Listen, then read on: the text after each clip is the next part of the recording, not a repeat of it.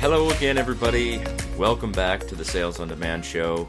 You know me, I'm Adam Schneider, your lovable host, and today is episode 128. I'm calling this one, How to Build an Inexpensive Resilient Life, Part 1. So this is kind of playing off the last few episodes where I was talking about building a wealthy and resilient lifestyle, and now we're going to get into some practical stuff all about this.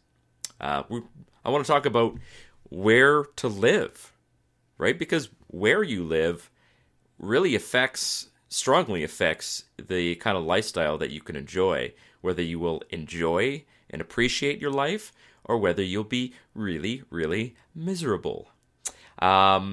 I've thought about this quite a bit, so I wanted to dive in. Now, I never meant to make this show into like a prepper kind of show. It's not really what I wanted to do. This, I'm not talking about, building bunkers and preparing for the end of the world. This is about normal life. Assuming that nothing ever goes wrong, this is how you can live a better life in peacetime, right? Which is really the most likely scenario. The whole zombie apocalypse thing is great for movies and books, but it's not really likely to happen in real life. Catastrophes can occur, but they don't look like what they do in the movies. So yeah, this is normal life. So it's kind of fun. The last few days, maybe week and a half, I've been watching the Canadian convoy honking its way around the country. That was interesting. I knew as soon as the convoy started, I was like, this is going to be a big thing, and it's not going to end. These people are angry. Now, if you don't know what I'm talking about, if you don't know what I'm talking about, have you looked at the news lately? Like, this is big news all around the world. And it's actually inspiring convoys in other countries, which I think is amazing. But I am very proud to say that this started in Canada, the convoy. And it actually started in the city that my parents live in. The people who were there, they were just like, we're done. We're done with this. Now, I will confess that the mandates that they're protesting are not as onerous as some of the mandates in other countries. So it all started, of course, when the federal government said, we are mandating vaccines for truckers to cross the border. And people were like, why? Why? Like, what's the purpose of this? Truckers sit in a vehicle. They don't have contact with anybody. Not to mention that the vaccine doesn't prevent transmission. Now you're just going overboard, right? So the federal government had been slowly piling on these mandates. They're like, okay, we're mandating vaccinations for air travel. We're mandating vaccines for military members. That applied to me, but I had already gotten the vaccine, so I was like, all right, well, sure, okay. But then they attacked truckers. Now that was a mistake. It's not difficult to see how that was a stupid decision. Truckers are not, laptop lifestyle people. Truckers are like gritty. These are people who work for a living. They spend a long time sitting behind the wheel. I have a deep and abiding respect for truckers. And the truth is that most people who have a Class 1 license, which is what you need to drive a truck, are farmers, right? So this convoy, and I should say these convoys, because I'm seeing them pop up everywhere, they are comprised of farmers, ranchers, and, the working class. This is a real popular uprising of the working class, right? Now, of course, in the media, you've seen people say that it's racist and all this stuff. Of course they're going to say that, because these people actually hate the working class. They consider them to be the unwashed and, the masses, the proletariat, the gritty, the dirty people, the people that they don't want to touch. They don't want to see you, right? If you're working class people, these elites, they don't want to see you, except if you're wearing a mask and serving them at their table in a restaurant. Now, I know, maybe there's some so-called elites that don't feel that way, but the majority of them do. And you can tell that they have contempt for you. And that contempt is not being hidden anymore. Like, I've seen enough, videos of people just making fun of working class people on talk shows and on TV to know that, like, this is a real thing.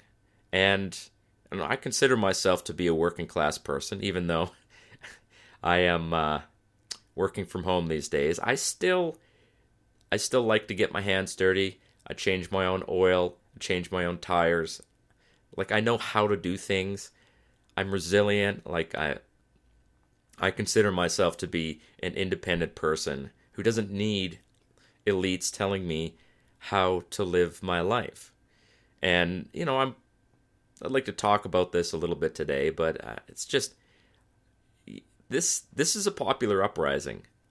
And people are losing their minds. Some people are losing their minds about it, and they're calling these people, like, they're having a little temper tantrum. And, I mean, that's kind of a stupid way of phrasing it, but maybe you could call it a temper tantrum. But it's working. It's working. So, here in Alberta, where I live, we had a vaccine passport, which I was opposed to.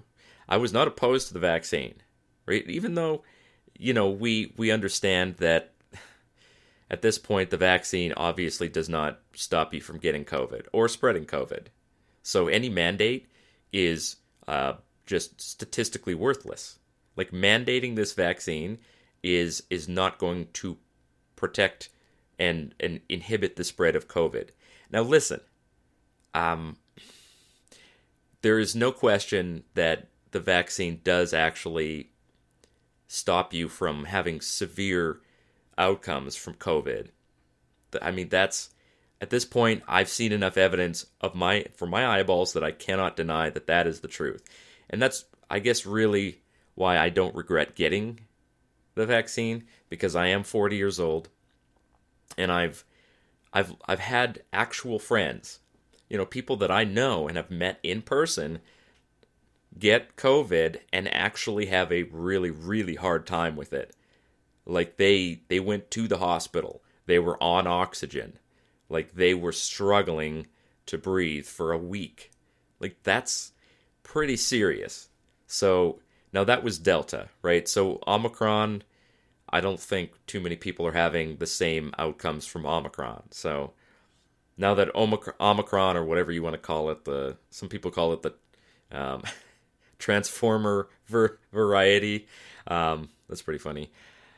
Omicron is basically the flu at this point. It's basically a brand new virus, since the vaccine kind of just barely brushes it, barely touches it, right? The overlap of Omicron and the original variant it's not very strong. Anyway, so I'm not regretting that I got vaccinated, but the mandates are worthless. The people who are not going to get vaccinated, they're not going to get vaccinated, right? You will literally have to drag them out of their houses at gunpoint to get that, and they'll fight you the whole way. So these are people who are just not going to bend no matter what you do. Like, the whole you can't go and sit in a bar unless you're vaccinated, or whatever it was, right? Like, you can't sit in a restaurant, you couldn't go to a movie theater. These people are willing to stand outside in the cold for a week and sleep in their trucks. These are not people who care about, slight inconveniences, and they're just not going to bend. I said from the beginning that if they really wanted everybody to get vaccinated, they should have started bribing people, right? Give them a bunch of money. I mean, we spent $400 billion in Canada on paying people to stay at home. Could you have taken $1,000 and said, hey, you get vaccinated, you get $1,000. Here you go. They actually did offer a $100 thing, and my wife actually tried to claim it and it didn't work. The website just crashed. And I was like, well, that's great. So anyway, the mandate, the vaccine passport here in Alberta was dropped as of midnight yesterday. So it works. Nonviolent civil disobedience works. Now, again, it has to be nonviolent. You have to be willing to just sit there and just sort of be a nuisance, but not do anything violent. Don't resist. Don't fight back. Just be annoying, right? Being annoying isn't violence.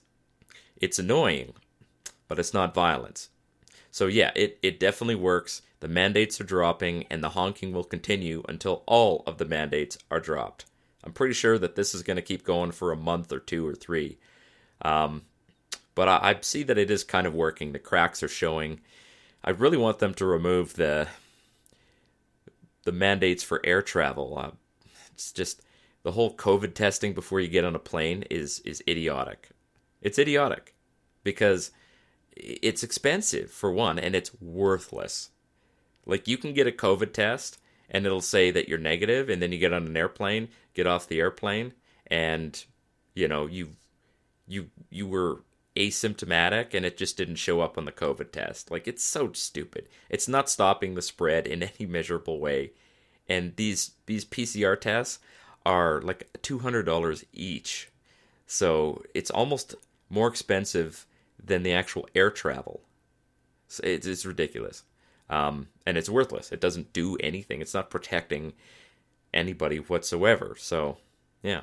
Anyway, if you guys want to know more about what I do for a living and how I earn my money, I've got some bootcamp videos, and you can find those at salesondemandshow.com/start. All right, let's dive in here. I am currently gearing up for Mother's Day on my platforms, and I'm enjoying a lot of extra sales from Canadians. Let's just say that. I'm getting a lot of sales in Canada for a particular trend. But I did something stupid this last 2 weeks. I accidentally deleted my best-selling Etsy listing. I don't remember doing it, obviously, but I just noticed the other day. I was like, I'm not seeing any more sales for this listing that has been making me a lot of money over the last like 2 or 3 years. And then I realized I couldn't find it. And I remember that I was deleting some old listings that weren't selling, and I was like, I deleted it. It's kind of like if you bought a really nice car, and then you walk outside, and then you discover that you set it on fire, and it burned into ashes. So, unfortunately on Etsy, once you delete a listing, it's gone. It has vacated the world, the planet. I've tried to contact Etsy and say, hey, can I get this back? And they just didn't even respond to me at all, which is par for the course for Etsy. They're not really good at communicating with sellers. Once you're a seller, if something happens, it's difficult to get a hold of Etsy sometimes. Sometimes it's not, sometimes it is. But for this one, yeah, they haven't responded to me at all to either say yes or no, we can undelete it or whatever. So I'll try again because I really want this listing back.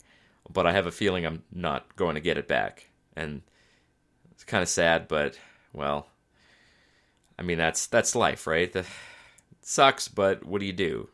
You just got to move on. So I've been talking about this concept of FIRE, financially independent, retired early. I've just been really thinking about this, and it more than just the concept of money, because money is important, but working a job that you hate to earn a lot of money, that's rough. That's rough, and it just makes you hate your life. Even if you're earning a lot of money, it's just not a lot of fun, And there are people out there doing important jobs that are difficult jobs, and they're making a lot of money.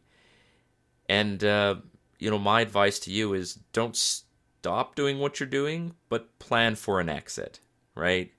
Plan to transition at some point. And the way to do that is that you have to live beneath your means.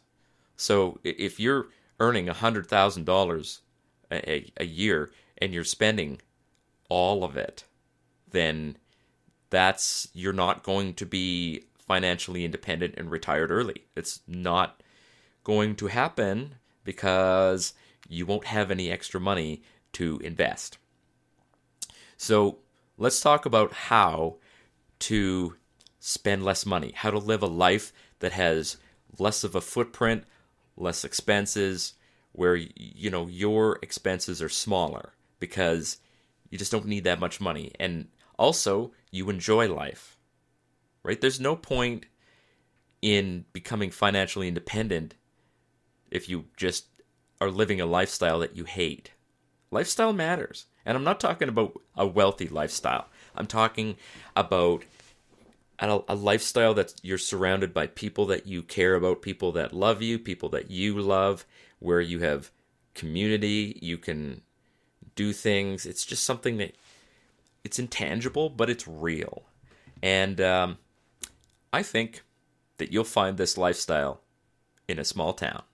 So let's talk about living in a small town. Where should you live if you want to enjoy your life? So I'm going to give you 5 reasons not to live in a city and 5 reasons to live in a small town here. Now, some people love big town living, big city living. So this is really just my opinion on this kind of thing. But, you can live in a smaller, quote, city and still enjoy the lifestyle of a big city without literally living in the big city. So, let's start from the beginning.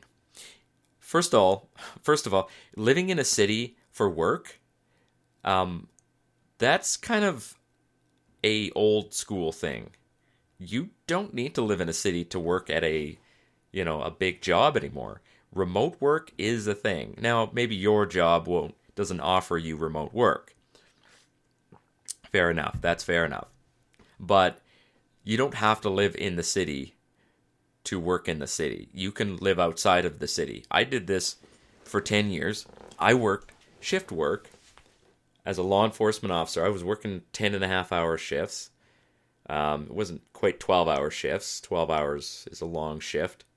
But, it was still longer than the normal average workday.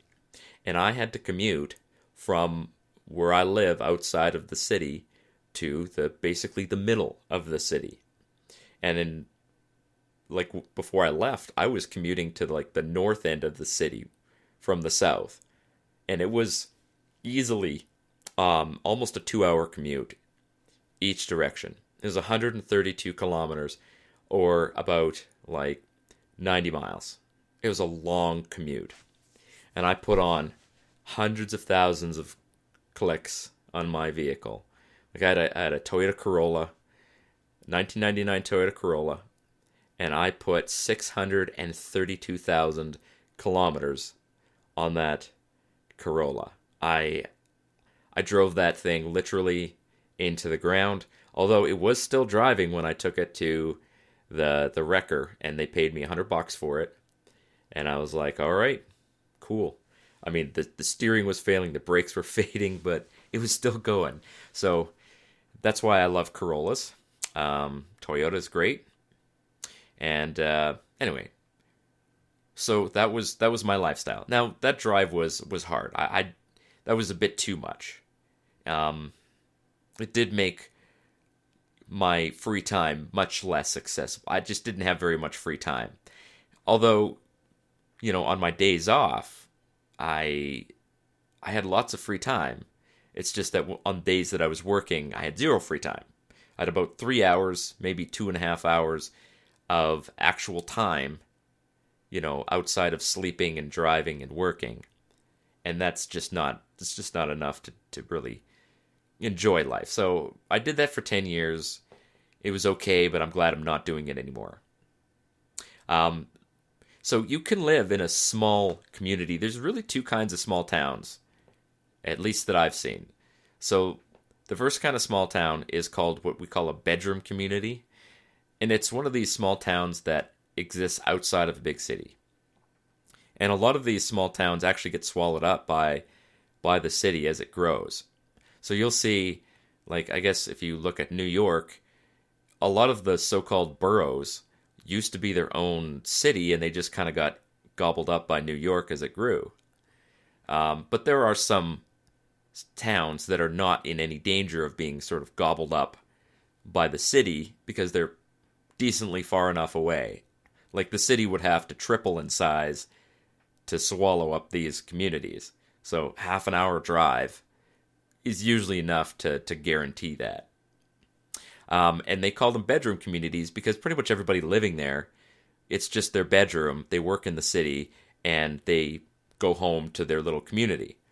So the city that I live close to has a bunch of these little bedroom communities. And the thing about these so-called bedroom communities is that they're really just tiny little versions of the city. So the culture is very sort of city-like, and they're not rural communities in the sense that the people in these communities are farmers and ranchers. Although, there will always be farmers and ranchers living in the bedroom community because there's always farmland around it, right? But the vast majority of the people living in the bedroom community are people who work in the city. And so there'll be a lot of traffic in the morning, like this just giant line of cars driving into the city. And it's different from the second kind of small town, which is a true rural community.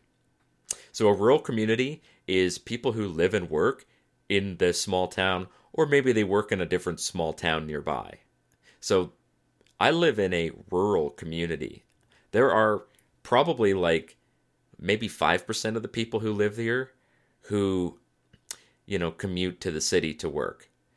Like, we're close enough that it's not crazy to commute, but it's kind of crazy. And there's not very many people doing it. I mean, I was one of those people, but I'm not anymore. So where I live is a real small town. And the people here, many of them have been here for their entire life. And it's quite a different kind of culture. But honestly, either one of these small towns is probably okay. It's just the culture will be a little bit different. So if you are still looking for a city, lifestyle, so to speak, probably a bedroom community would be better for you. It's not going to have all of the benefits of the small town, but it's going to have some of them. And it's going to have fewer of the drawbacks of living in a city. So let's talk about those drawbacks here. So I used to live in a city, and I hated it. I mean, hate is a strong word, but I hated it. I hated it with a passion, and every single hour of living there, I wanted to leave. This was quite a while ago that we lived in the city, but I just, it was agonizing for me. And my wife, who is much more forgiving about things, she agreed with me that it was annoying. There's a long story behind us moving out of the city, but I don't ever regret leaving the city. And there's 5 things about city living, big city living, that I hate. That I absolutely hate, and I think these are, for me, deal breakers. I will never live in a city again, unless I'm kidnapped and I'm locked in someone's basement and it's inside a city. I will never be living in a city again. And here are the 5 reasons why. Number 1, cost. Living in a city is costly. Housing prices, all over the world, in North America mainly, like housing prices in cities are ridiculous. The average cost of a house, this is in Canadian dollars, of a house in the city where I'm talking about, is $400,000. And I know that this is actually on the low end of housing prices for cities, and they're more expensive in other cities. Like Vancouver is crazy; it's like $800,000. Places in Ontario, which is a province in Canada, it's like almost $1 million to buy a house. Toronto is ridiculous, probably like $900,000 to buy a house. That's ridiculous. Buying a house for $900,000 is insane. It's insane. It's a stupid decision. I don't care if you have $900,000. Buying a house for $900,000 is insane. It is a bad decision, regardless of how much wealth you have. Spending $900,000 on a house is a poor decision. I don't care if you are a millionaire. If you're a billionaire, then it's probably fine, right? That's about the only reason I can think of to spend $900,000 on a house. It's just ridiculous. Not to mention the taxes. Because the housing prices are so high, the taxes are high. And it's not even just the taxes, it's just the cost. So the only thing I think that is a little bit cheaper about living in a city are the utilities. So, gas and electric. Yeah, we have natural gas here in Canada. You can't live without natural gas. Will be slightly cheaper, right? So, and I mean slightly. And maybe your phone bill will be slightly cheaper because you usually can find phone service that's a little bit more reliable and cheaper in a city. But rural communities, like, we're not living without the internet here, without cell service. Like, we have amazing cell service here and cheap and fast internet. So, I mean, none of those things entice me for living in a city. So cost is a major one. Travel time. If you want to get anywhere in a city, you got to be like, all right, it's 45 minutes before we got to be somewhere. We got to leave right now. Now, on the other hand, this is a thing if you're living in a small town too. You're usually traveling highways to get where you want to go. But just commuting to work in a city is an ordeal. So travel time is high. The third thing I hate about cities is just a lack of culture. There's no real, culture of a city anymore. It's just a big group of people doing whatever they do. There's no cohesive culture. So in a small town, you will often have events that everybody attends. You sometimes find this in big cities, but these events are insanely big. There's the city that I'm talking about, the Calgary, Alberta. It has the Calgary Stampede. Honestly, the Calgary Stampede is awful. I hate it. It's just too big. It was not a lot of fun. It used to be fun. It's not that much fun anymore. But going to a parade in a small town is a lot of fun because there are people that you know in the parade, right? And you can even be in the parade. So that's the kind of culture that I really appreciate in a small town. They'll have events and everybody goes to the event. Maybe it's the local school has a band concert and you can go and sit in a big gym with all of your friends and neighbors and listen to your kid play hot cross buns really, really badly. So, yeah, I mean, as much as that doesn't sound like fun, it actually can be kind of fun, right? Because you get to see people. And community is vital. You need people in your life. Isolation kills you. And maybe you're not much of a people person, but there are one or two people in your life that you need. You cannot live in isolation. You shouldn't live in isolation. So big cities have a lack of culture. The fourth thing I hate about cities, too many people and too many rules. And those two are related. You need the rules because of the people. So, for example, big cities have rules about where you can build a fence, and there's all kinds of rules about building and doing anything with your property. You have to get all these permits and all this stuff like that. Those permits are expensive and they're hard to get sometimes, right? So if you want to do something in the big city, oftentimes there are regulatory roadblocks to being able to do that. And that's because, big cities have lots of rules to try and keep the peace, and they don't flex on those rules very much.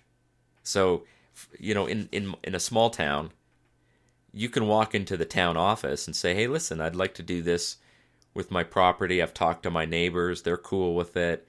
Can you give me permission to build this fence on this spot here? Like when we're buying the house that we live in right now, and we have big plans for it. Like we'd like to widen the driveway, widen the garage. So I know I'm going to have to go into the town office and sort of negotiate with them on what we're allowed to do.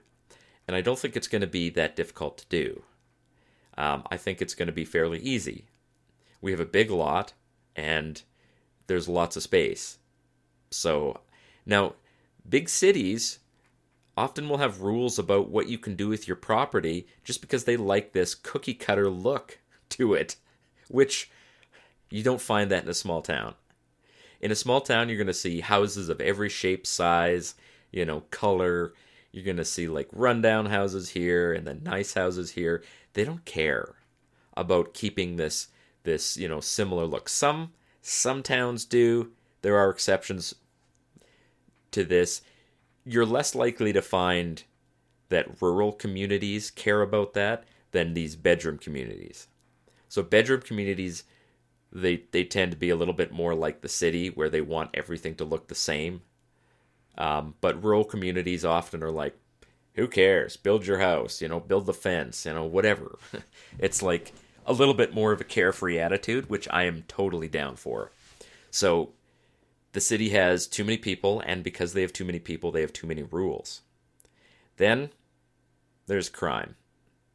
Now, yeah, small towns have crime. This is true. But big cities have more crime. I'm sorry, but this is a fact. Let me illustrate this. If I was in a city and it's the middle of winter and I want to drive somewhere, you cannot start your car and leave it. That would be insane to start your car and just leave it running. But in the small town that I live in, I will often go out and start my vehicle 15, 20 minutes before I have to leave. If it's really cold, 20 minutes. And I don't worry about it. I know that nobody's going to come and steal my car. It is theoretically possible for that to happen, but it is very unlikely. Very, very unlikely. Whereas in a city, like leaving your car running, you're basically just like putting a sign on it that says, please steal this car. Like, you might as well just give it away to leave your car running. And honestly, that to me is a deal breaker right there. Because, like, it's cold here. It gets really freaking cold. And I want to get into a nice warm car. So I'm okay with spending a little bit of gas to warm up my vehicle. But if somebody's going to come and steal it, obviously I'm not going to do that. Now, I guess, some people have a remote locking thing. They can lock their doors. But even then, they can smash your window and just jump in. So, even notwithstanding the whole car thing, there's just a lot of crime. Like, you can't leave anything out in a city. You can't leave your bike outside. If your kids are biking home from school or something, they can't just drop their bike on the lawn in a city. Because somebody's going to walk by and grab that thing, and it's gone. It's gone. Again, this can happen in a small town, but it's less likely. And depending on where you are, like a bedroom community, you'll get more crime. Because the people in the city who are criminals, they go to the bedroom communities because they know that there's people who are less vigilant. Now, I'm not saying that there's no crime, and once in a while, we'll get criminals that kind of roll through town at night and just steal a bunch of stuff. This is rare, but it does mean that we have to lock our car doors. I lock up everything at night. It's risky, but it's a little bit less of a risk. So I don't worry about, like, if I leave my bike out once in a while or something like that. I do try to keep it locked up, but again, there's more crime in a city. There's not zero crime in small towns, it's just less. And people are looking out for each other in a small town because you know your neighbors usually. And if you live in a small town, you don't know your neighbors, get out there and meet them. For Pete's sake, don't be a lazy, moron. Just get out there and meet your neighbors. They're cool people, I promise you. Most of them. Right? And anybody who's not cool, everybody already knows about them. And it's pretty easy to avoid them. So yeah, crime, big deal. So that was it for. I mean, I could probably go on and list another 5 reasons not to live in a city, but I wanted to give you 5 benefits of a small town to maybe get you thinking about this, right? All right. So the number one benefit of living in a small town, in my opinion, is a much more community feel to your life. You'll notice that I've used this word a lot in this podcast. I'm a people person. I love people, and even though, I'm not involved in the community as much as I would like to be, I really would like to be involved more. I am able to be involved in the community a fair bit. So I know people here. And when I see them, I talk to them. I know their names. They know me. We've been around here for almost 15 years. So we're actually becoming a part of this community. I mean, it does take some time to sort of settle wherever you move. But the difference between a small town and a big city is that you never settle in a city. You just never really settled. There's always people moving in and moving out around you. There's a lot more sort of movement in a city. But the neighbors that I have in my small town, they've been the same people for the whole entire time I've lived here. And it's great. It's awesome. I have a 92-year-old lady who is one of our neighbors. She brought me, on my birthday, she brought me a yogurt container filled with raspberries. And I was just like, I was floored by that. Like, it almost brought me to tears. Just she knew it was my birthday. She brought me this. That never would have happened in the city. At least not, it would have been less likely, right? So that's the kind of community that I love in a small town. Then, of course, you have low cost. So just to give you an idea of the difference in prices for housing, the house that we're buying here has a gigantic lot. It is a bungalow, so it's a detached building, and it's got a huge backyard with a gigantic tree, which we're probably going to have to cut down because it's getting too big. But it's got an enormous lot, a garage, all of the things that you could possibly want in a house for $226,000. And the owner is like, yeah, we'll do a rent to own thing. You just save up the money, and then when you have enough money, we'll just do a deal here. And that would have been very difficult to find in a big city. Housing costs are insane. The taxes here are pretty cheap. As far as I can tell, like, the utilities are not crazy expensive. Like, I don't even really notice the cost of electricity. I think my last bill was $115. It's really not that much. The house is older, but we can always fix it up. Now, number 3 is resilience. So, kind of treading into the whole, like, prepper thing here a little bit, but I think I should. And I'm not saying there's going to be a zombie apocalypse, all right? But there is some hard times coming for some people. There is definitely going to be a collapse of the US dollar. I'm pretty convinced of that. I don't know what that collapse is going to look like. Could it be really massive inflation? Could it be that the US currency is basically wiped out and is replaced with some kind of digital dollar? I don't know what that's going to look like. But there's bound to be some hard times while that happens. And I want to live in a place where I can provide for myself if I have to. Like, if I need to go with, if there's no food in the grocery stores for like 2 weeks, or it's really hard to get supplies, that could happen. It's not likely to last for years, obviously, but you can see disruptions of 2 to 3 weeks. That's not unheard of, right? Power outages and stuff like that. That's really not unheard of. Those are things that happen a lot. Being in a city when that happens would be miserable because you're competing with so many more people for a smaller number of resources, right? I don't want to compete. And honestly, I don't plan to compete. I've been saving up food and storing food.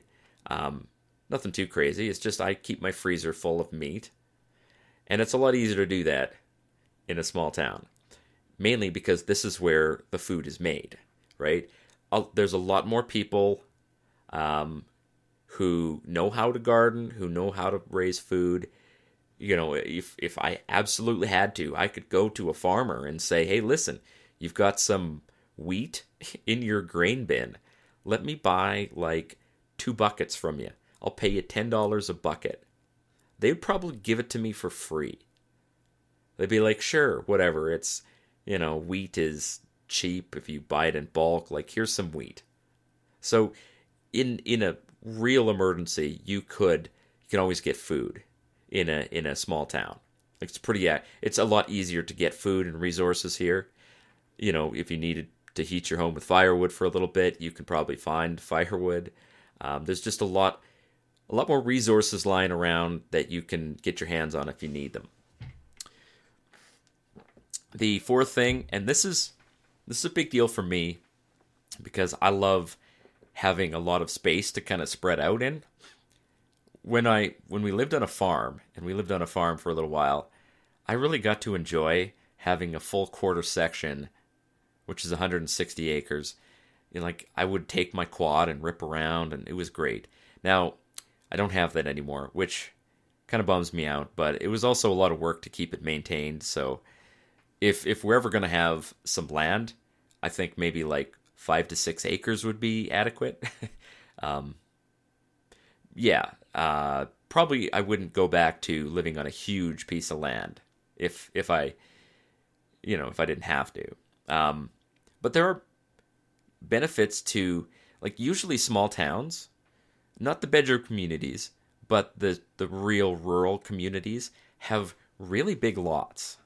There are lots of small towns that have like 1 acre lots, which is a really big lot.